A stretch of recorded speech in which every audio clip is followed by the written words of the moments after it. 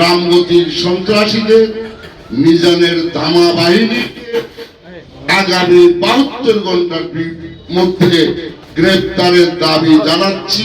প্রকাশ্য হামলা, রক্তাক্ত জখম, গুলিবর্ষণ, সমস্ত মানুষকে আহত করা, লাঠিপেটা করা, রড দিয়ে পিটানো, নোয়াখালী জেনারেল হাসপাতাল, লক্ষ্মীপুর হাসপাতাল, স্বাস্থ্য কমপ্লেক্সে সকলে মৃত্যুর সাথে পাঞ্জা লড়ছে।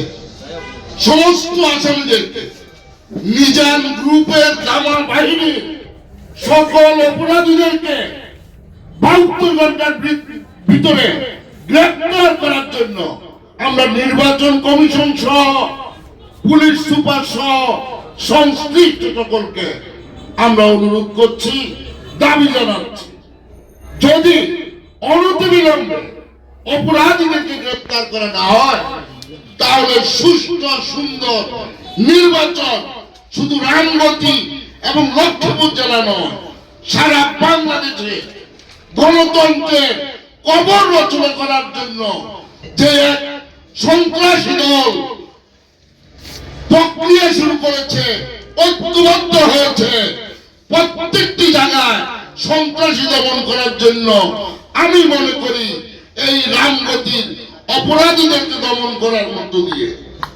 প্রমাণ করে দেন সারা দেশে কোন অপরাধী জানা বেঁধে উঠতে পারবে না, ঐক্যবদ্ধ হতে পারবে না, মানুষ নির্বিঘ্নে ভোট দিতে পারবে, নিরাপদে ভোট দিতে পারবে, শান্তিপূর্ণ পরিবেশে ভোট দিতে পারবে। প্রধান উপদেষ্টা ইচ্ছা অনুযায়ী একটি সেরা নির্বাচন হবে, এইরকম একটা জায়গা নির্বাচন কমিশন সংশ্লিষ্টরা, প্রধান উপদেষ্টা সহ উপদেষ্টা পরিষদ সকলে এইরকম একটা পরিবেশ তৈরি করার আহ্বান জানাচ্ছি। রামগতির সন্ত্রাসীদের মিজানের ধামা বাহিনীকে আগামী 72 ঘন্টার মধ্যে গ্রেফতারের দাবি জানাচ্ছি।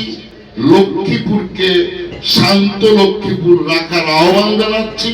যারা অশান্তি সৃষ্টি করে তাদেরকে আইন আমলে এনে দৃষ্টান্তমূলক শাস্তি দাবি করছি।